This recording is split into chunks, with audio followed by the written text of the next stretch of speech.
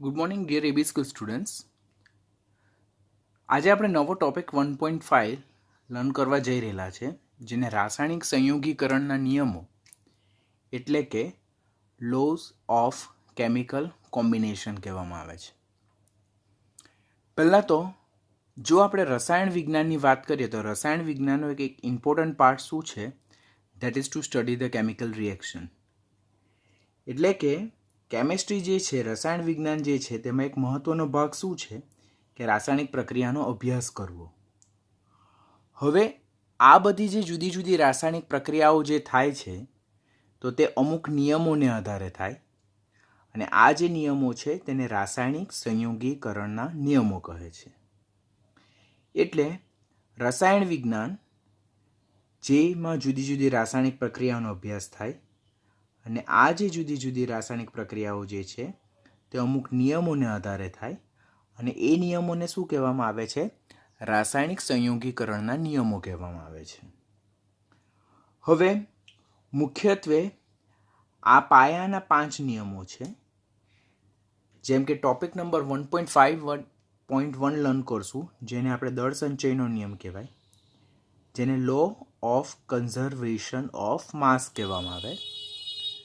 Topic number 1.5.2 છે, જેને નિશ્ચિત પ્રમાણનો નિયમ કહેવામાં આવે, that is law of constant or definite proportion કહેવામાં આવે.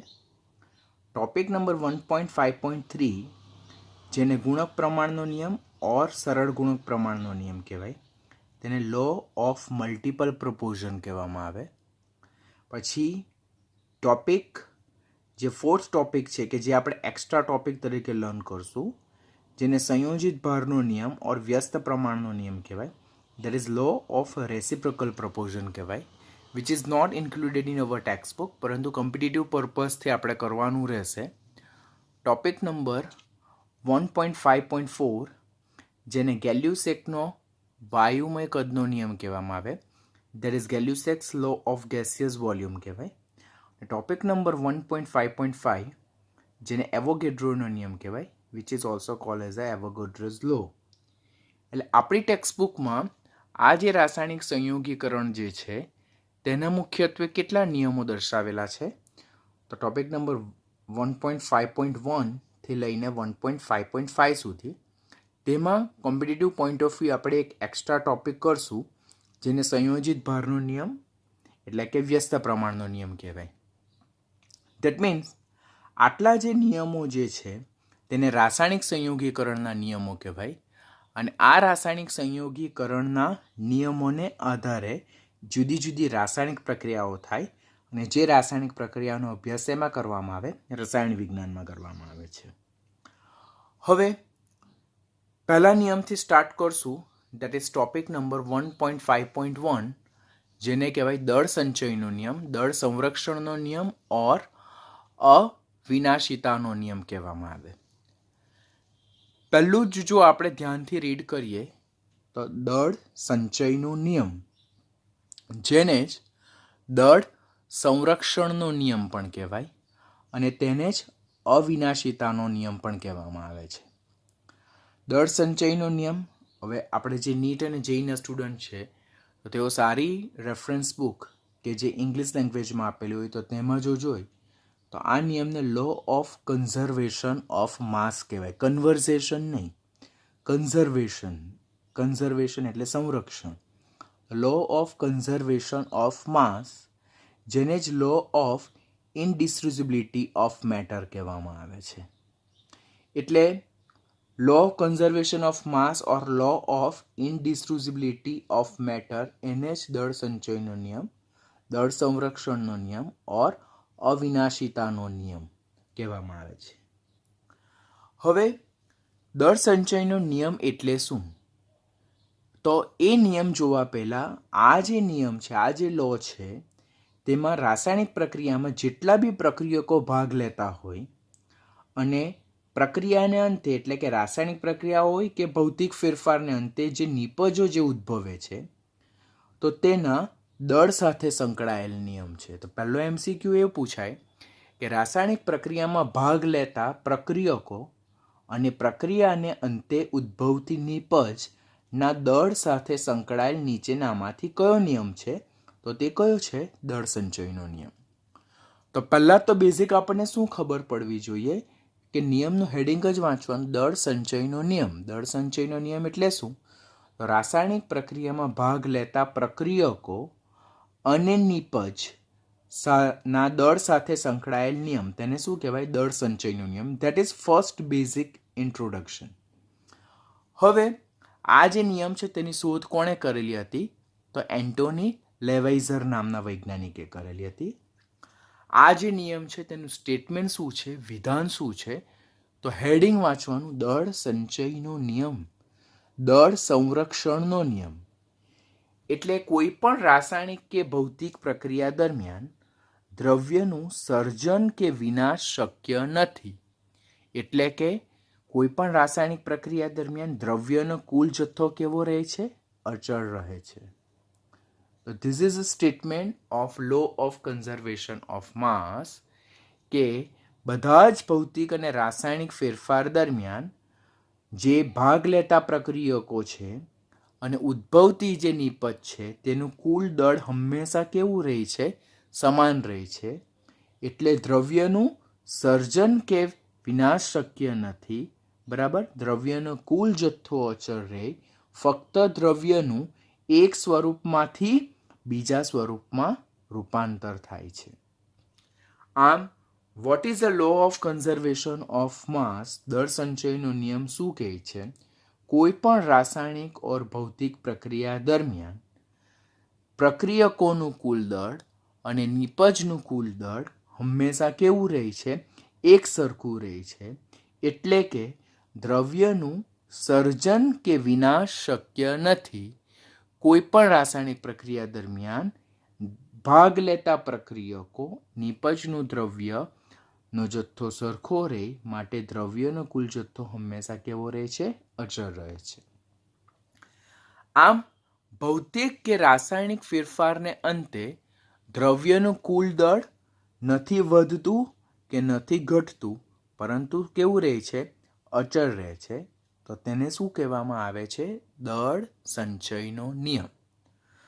હેડિંગ જો વાંચીએ તો એના પરથી જ આપણને ખબર પડે, દળ સંચયનો નિયમ, જેને જ દળ સંરક્ષણનો નિયમ કહેવાય.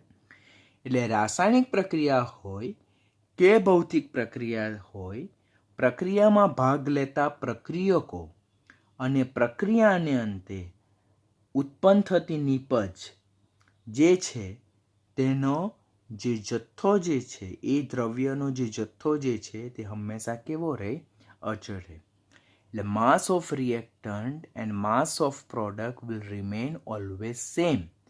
That is, during chemical and physical reaction, mass of matter will remain constant. It is not going to increase, it is not going to decrease.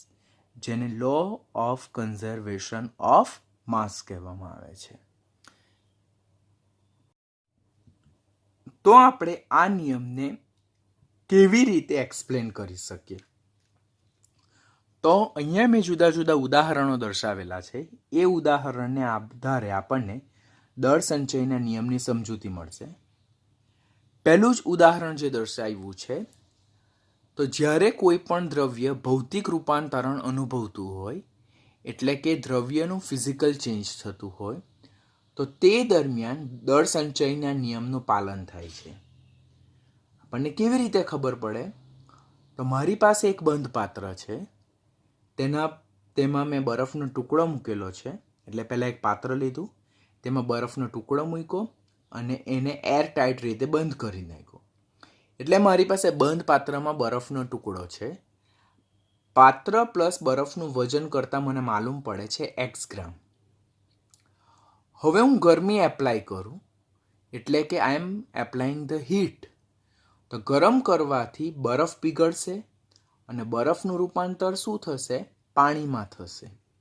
પરંતુ પાત્ર બંધ હોવાથી જો અંદર વરાળ થોડી માત્રામાં બને તો એ પાત્રને છોડીને બહાર જતી નથી, એ પાત્રને પાત્રમાં જ રહેશે.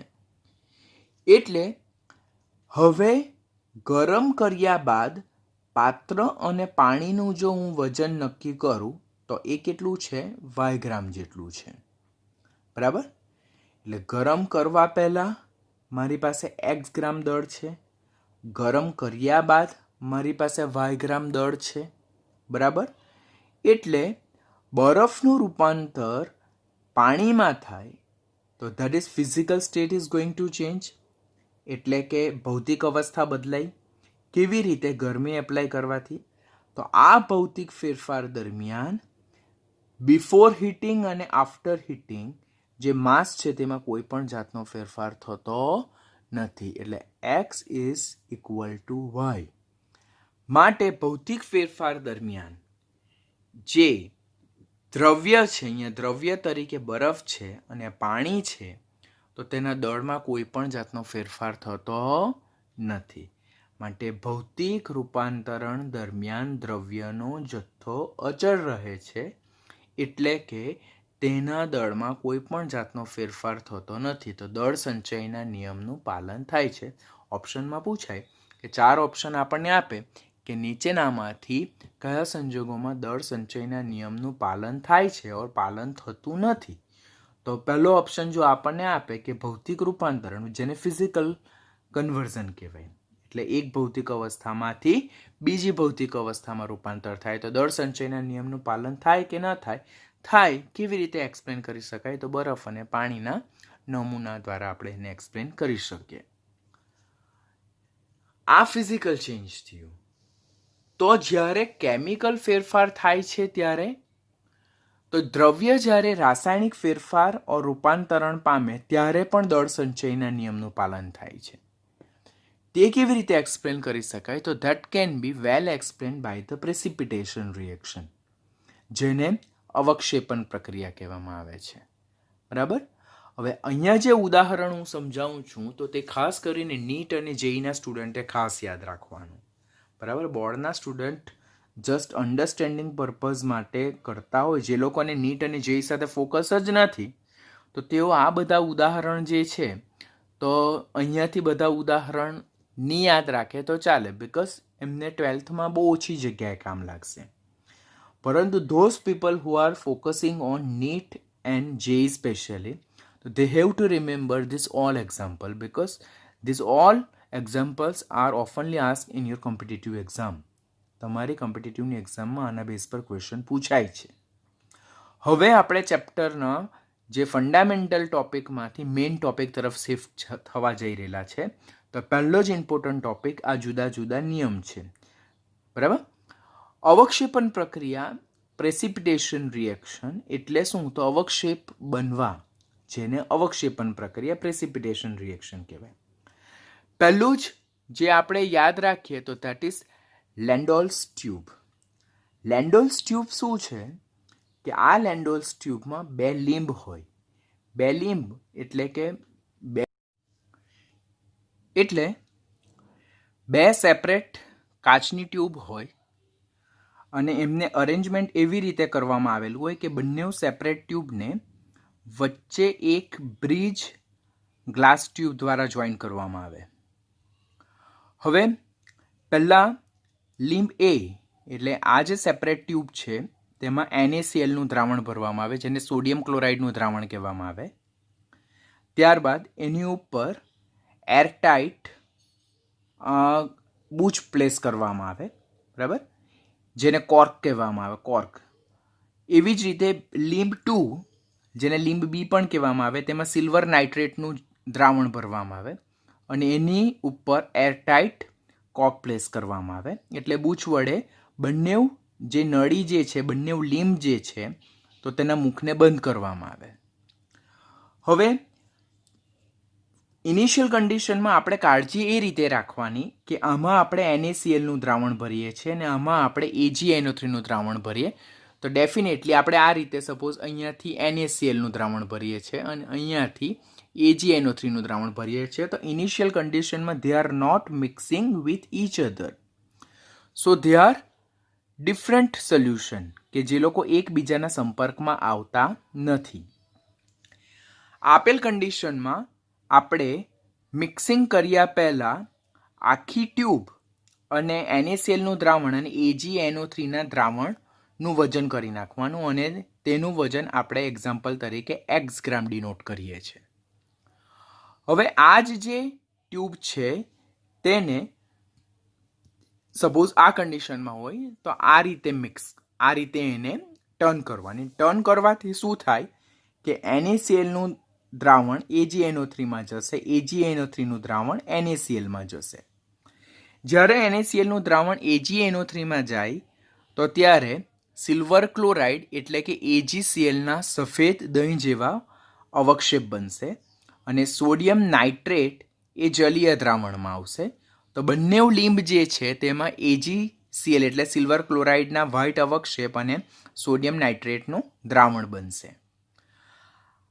આ આફ્ટર મિક્સિંગની પરિસ્થિતિ છે. આ બિફોર મિક્સિંગની પરિસ્થિતિ છે, એટલે મિશ્ર કર્યા પહેલાંની પરિસ્થિતિ છે કે જેમાં બંને દ્રાવણ સેપરેટ હતા, બરાબર, તેમનું સ્વતંત્ર એક્ઝિસ્ટન્સ હતું. પણ મિક્સ કર્યા બાદ જ્યારે NaClમાં AgNO3 અને AgNO3માં NaCl મિક્સ થાય તો હવે બંને જે લીંબ છે તેમાં AgCl અને NaNO3 બંને સેમ કન્સ્ટિટ્યુઅન્ટ્સ ભેગા થઈ ગયા. હવે મિક્સિંગ કર્યા બાદ જો લેન્ડોલ્સ ટ્યુબ અને અંદર રહેલા અવક્ષેપ અને દ્રાવણનું વજન કરવામાં આવે તો તેને આપણે y ગ્રામ ડિનોટ કરશું. અને જ્યારે બંને વજનને આપણે મેઝર કરીએ, માપીએ અને ચેક કરીએ તો it will found as x is equal to y. એટલે બિફોર મિક્સિંગ દ્રવ્યનું દળ ઓર વજન અને આફ્ટર મિક્સિંગ જે વજન છે તે that is found is a same. તો એ પ્રકારની પરિસ્થિતિને શું કહેવાય? દ્રવ્ય સંચયનો નિયમ. હવે આપેલ પ્રક્રિયા જે આપણે આખું એક્સપેરિમેન્ટને એક્સપ્લેન કર્યું તેને સમીકરણમાં જો જોઈએ આપણે તો આપણી પાસે એક ટ્યુબમાં સોડિયમ ક્લોરાઇડનું જલીય દ્રાવણ હતું અને બીજી ટ્યુબમાં સિલ્વર નાઇટ્રેટનું જલીય દ્રાવણ હતું. સોડિયમ ક્લોરાઇડનું આણ્વીય દળ 58.5 ગ્રામ પર મોલ છે. આણ્વીય દળ શું છે તે તમે ઓલરેડી 10thમાં લર્ન કરેલું છે.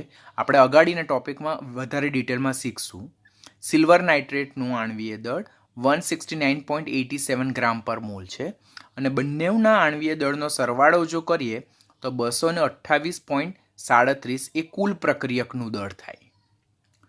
હવે મિક્સિંગ કર્યા બાદ અહીંયાથી Ag પ્લસ અને અહીંયાથી Cl માઇનસ ભેગા થઈને શું બનાવશે? AgCl સિલ્વર ક્લોરાઇડના સફેદ દહીં જેવા અવક્ષેપ બનાવશે જેનું આણ્વીય દળ કેટલું છે? 143.32 છે. અને અહીંયા રહેલો Na પ્લસ અને અહીંયા રહેલો NO3 માઇનસ તે ભેગા થઈને સોડિયમ નાઇટ્રેટ બનાવશે, બરાબર. તેનું આણ્વીય દળ કેટલું છે? 84.99 ગ્રામ પર મોલ. પ્રક્રિયાને અંતે, અવક્ષેપન પ્રક્રિયાને અંતે જે બંને નિપજ ઉદ્ભવે છે, એક અવક્ષેપ સ્વરૂપે અને એક દ્રાવણ સ્વરૂપે, એ બંનેના આણ્વીય દળનો જો સરવાળો કરવામાં આવે તો નિપજનું કુલ દળ આપણને કેટલું મળે છે? 228.31 મળે છે. એટલે બિફોર મિક્સિંગ પ્રક્રિયકનું કુલ દળ 228.37 હતું અને આફ્ટર મિક્સિંગ નિપજનું કુલ દળ 228.31 છે. તો there is no change in mass of the elements, બરાબર. જસ્ટ અહીંયા શું થયું કે એલિમેન્ટ્સ છે તેની ફેરબદલી થઈ. જો અહીંયા Na પ્લસ Cl માઇનસ સાથે હતો ત્યારે અહીંયા Na પ્લસ NO3 માઇનસ સાથે છે. અહીંયા Ag પ્લસ NO3 માઇનસ સાથે છે તો અહીંયા Ag પ્લસ Cl માઇનસ સાથે છે.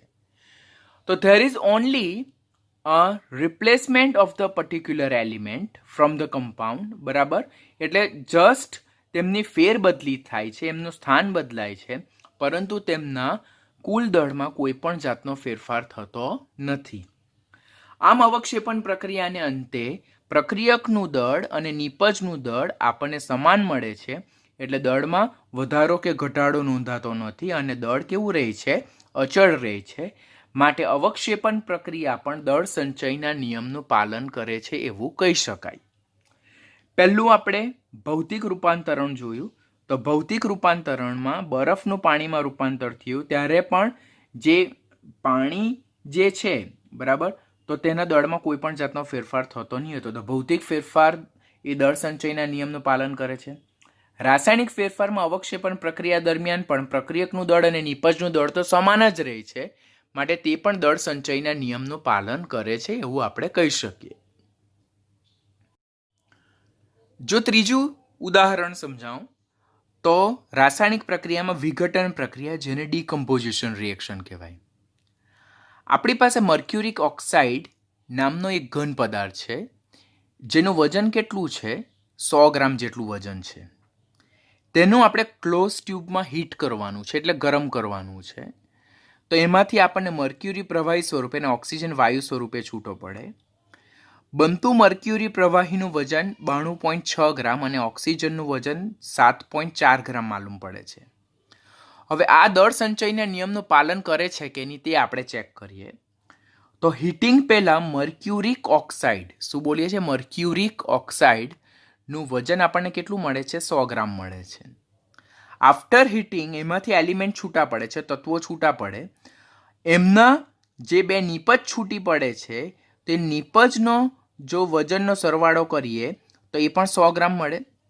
એટલે બિફોર હીટિંગ રિએક્ટન્ટ છે તેનું વજન 100 ગ્રામ છે અને આફ્ટર હીટિંગ નિપજનું જે વજન છે તે 100 ગ્રામ છે. દેટ મીન્સ કોઈ પણ જાતનો ફેરફાર નોંધાતો નથી and it found as a constant one. માટે વિઘટન પ્રક્રિયાને અંતે પણ દ્રવ્યનું સર્જન કે નાશ થતો નથી. બરાબર, જસ્ટ તેમની ફેરબદલી થાય છે. તો એ પણ દ્રવ્ય સંચયના નિયમનું પાલન કરે છે. બરાબર. હવે એમ ક્વેશ્ચન પૂછવામાં આવે કે હેબર પદ્ધતિ દ્વારા એમોનિયાનું નિર્માણ, તો એ દ્રવ્ય સંચયના નિયમનું પાલન કરે છે કે નહીં? તો 10મા ધોરણમાં હેબર પદ્ધતિ દ્વારા એમોનિયાનું નિર્માણ તમને આવ્યું હશે કે ડાયનાઇટ્રોજન વાયુની 3 મોલ ડાયહાઇડ્રોજન વાયુ સાથે પ્રક્રિયા કરતા 2 મોલ એમોનિયા વાયુ મળે છે. એને હેબર પદ્ધતિ કહેવામાં આવે. હવે તેમાં નાઇટ્રોજનનું દળ 28 ગ્રામ છે, હાઇડ્રોજનનું દળ 6 ગ્રામ છે અને એમોનિયાનું દળ 34 ગ્રામ છે. તો આપેલ પ્રક્રિયા દ્રવ્ય સંચયના નિયમનું પાલન કરે છે કે નહીં? તો પ્રક્રિયા પામ્યા વહેલા પ્રક્રિયકનું દળ 28 + 6 34 ગ્રામ છે અને પ્રક્રિયા બાદ, રાસાયણિક પ્રક્રિયા બાદ ઉદ્ભવતા એમોનિયા જે નિપજ છે તેનું દળ 34 ગ્રામ છે. આ પણ 34 ગ્રામ છે અને આ પણ 34 ગ્રામ છે. That is found as a same. માટે આપેલ પ્રક્રિયા દરમિયાન દળમાં કોઈ પણ જાતનો ફેરફાર થતો નથી, એ અચળ રહે છે. માટે આ રાસાયણિક પ્રક્રિયા પણ દળ સંચયના નિયમનું, આ દ્રવ્ય સંચયના નિયમનું પાલન કરે છે. તો this all are the reaction which justify that, કે એ શું આપણને પુરવાર કરે છે કે દળ સંચયના નિયમ અનુસાર પ્રક્રિયકો અને નિપજનું દળ એ કેવું રહે છે? સમાન રહે છે, ભલે એ ભૌતિક ફેરફાર હોય કે રાસાયણિક પ્રક્રિયા હોય. હવે તેમાં પણ અમુક એક્સેપ્શનલ કેસ આવે કે જેમ કે એક્સેપ્શનલ કેસમાં એક એક્સેપ્શનલ કેસ આપણે ખાસ યાદ રાખવાનું, ધેટ ઇઝ ન્યુક્લિયર પ્રોસેસ. તો ન્યુક્લિયર પ્રક્રિયાઓ જે છે તેમાં દ્રવ્ય સંચયનો નિયમ લાગુ પડતો નથી. બરાબર, ન્યુક્લિયર પ્રક્રિયા જે છે તેમાં દ્રવ્ય સંચયનો નિયમ લાગુ પડતો નથી. ખાસ યાદ રાખવાનું, તમને 4 ઓપ્શન આપશે. બરાબર, કોમ્પિટિટિવ લેવલનો ક્વેશ્ચન તમને 4 ઓપ્શન આપશે અને એ લોકો કહેશે કે નીચેનામાંથી કઈ પ્રક્રિયામાં દ્રવ્ય સંચયના નિયમનું પાલન થતું નથી? તો ન્યુક્લિયર પ્રક્રિયામાં દ્રવ્ય સંચયનો નિયમ લાગુ પડતો નથી. શા માટે? કારણ કે દ્રવ્ય સંચયનો નિયમ એવી પ્રક્રિયાને જ લાગુ પડે કે જેમાં પ્રકાશ અથવા ઉષ્માનું ઉત્સર્જનનો ફેરફાર કેવો થતો હોય? અતિ અલ્પ થતો હોય. બરાબર. પરંતુ ન્યુક્લિયર પ્રક્રિયા દરમિયાન તો વિપુલ પ્રમાણમાં ઉર્જા મળે છે, જેથી દળમાં શું થાય? નોંધપાત્ર ઘટાડો જોવા મળે, મોટી માત્રામાં ઘટાડો જોવા મળે. E = mc² અનુસાર E એ છૂટી પડતી ઉર્જા. કેટલી ઉર્જા છૂટી પડે? તો m જે દળમાં જેટલો ઘટાડો નોંધાય તે, અને c A velocity of light. તો એ પ્રમાણે ન્યુક્લિયર પ્રોસેસ દરમિયાન વિપુલ પ્રમાણમાં ઉર્જા છૂટી પડે અને જેથી નિપજના દળમાં કેવો ઘટાડો જોવા મળે? નોંધપાત્ર, એટલે ઘણો મોટો ઘટાડો જોવા મળે. માટે ન્યુક્લિયર પ્રક્રિયા માટે દ્રવ્ય સંચયનો નિયમ લાગુ પડતો નથી. ન્યુક્લિયર પ્રક્રિયા માટે, મારું સ્ટેટમેન્ટ ધ્યાનથી સાંભળવાનું, ન્યુક્લિયર પ્રક્રિયા માટે દ્રવ્ય સંચયનો નિયમ લાગુ પડતો નથી. તો એના માટે કયો નિયમ લાગુ પાડી શકાય? તો એના માટે modified law of conservation of mass લાગુ પાડવામાં આવે છે. કયો નિયમ? Modified law of conservation of mass, જેને law of conservation of mass and energy, એટલે કે દ્રવ્ય અને ઉર્જા સંચયનો નિયમ લાગુ પાડવામાં આવે છે. ન્યુક્લિયર પ્રક્રિયા દરમિયાન વિપુલ પ્રમાણમાં ઉર્જા મુક્ત થાય, નિપજના દળમાં નોંધપાત્ર ઘટાડો થાય, માટે પ્રક્રિયક અને નિપજનું દળ સમાન રહેતું નથી, તો દ્રવ્ય સંચયના નિયમનું પાલન થતું નથી. તો ન્યુક્લિયર પ્રક્રિયા માટે કયો નિયમ લાગુ પાડી શકાય? તો ન્યુક્લિયર પ્રક્રિયા માટે જે law of conservation of mass છે તેમાં જે મોડિફિકેશન કરવામાં આવે, જેને law of conservation of mass and energy, આપણે એક ટર્મ એડ કરીએ છીએ and energy, law of conservation of mass and energy, જેને દ્રવ્ય અને ઉર્જા સંચયનો નિયમ કહે છે, તે લાગુ પાડવામાં આવે છે.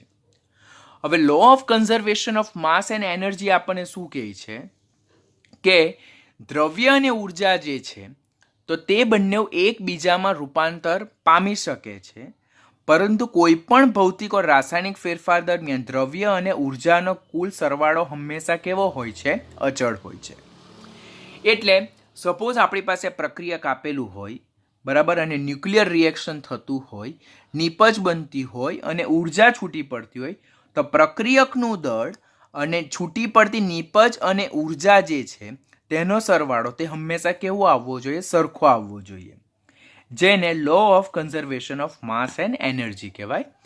તો which indicate that the mass and energy are interconvertible, એટલે દ્રવ્ય અને ઉર્જાનું એકબીજામાં રૂપાંતરણ થઈ શકે છે, but the total sum of the mass and energy during any physical or chemical change remain constant, પરંતુ કુલ દળ અને ઉર્જાનો સરવાળો કોઈ પણ રાસાયણિક ઓર ભૌતિક ફેરફાર દરમિયાન હંમેશા કેવો રહે છે? અચળ રહે છે. તો તેને શું કહેવામાં આવે છે? Modified law of conservation of mass, or જેને law of conservation of mass and energy કહેવામાં આવે. તો અહીંયાથી ટ્વિસ્ટ શું આવશે? પહેલો ક્વેશ્ચન એમ પૂછાય, નીચેનામાંથી કઈ પ્રક્રિયાને દ્રવ્ય સંચયનો નિયમ લાગુ પડતો નથી? તો ન્યુક્લિયર પ્રક્રિયા માટે દ્રવ્ય સંચયનો નિયમ લાગુ પડતો નથી. શા માટે નથી લાગુ પડતો? કારણ કે ન્યુક્લિયર પ્રક્રિયા દરમિયાન વિપુલ પ્રમાણમાં ઉર્જા મુક્ત થાય, પરિણામે જે નિપજ ઉદ્ભવે છે તે નિપજ એ છૂટી પડતી ઉર્જા જે છે તેને લીધે બનતી નિપજના માસમાં, દળમાં ઘટાડો નોંધાય. હવે એના દળમાં ઘટાડો થાય તો પ્રક્રિયક અને નિપજનું દળ સમાન નહીં બને, તો દળ સંચયનો, દ્રવ્ય સંચયનો નિયમ લાગુ પાડી શકાતો નથી. દળ સંચયનો નિયમ લાગુ પાડી શકાતો નથી. બરાબર. તો કયો નિયમ લાગુ પાડી શકાય? તો modified law of conservation of mass, એટલે જે દ્રવ્ય સંચયનો નિયમ જે છે તેમાં જે ફેરફાર કરવામાં આવેલો છે તે લાગુ પાડી શકાય, જેને law of conservation of mass and energy, એટલે દ્રવ્ય અને ઉર્જા સંચયનો નિયમ કહેવામાં આવે, તે લાગુ પાડવામાં આવે છે, અને જે આપણે ઓલરેડી અહીંયા જોયું છે. માટે ન્યુક્લિયર પ્રક્રિયા માટે law of conservation of mass નહીં, પરંતુ law of conservation of mass and energy apply કરી શકાય છે. અહીંયા તમને બે એક્સરસાઇઝ આપેલી છે.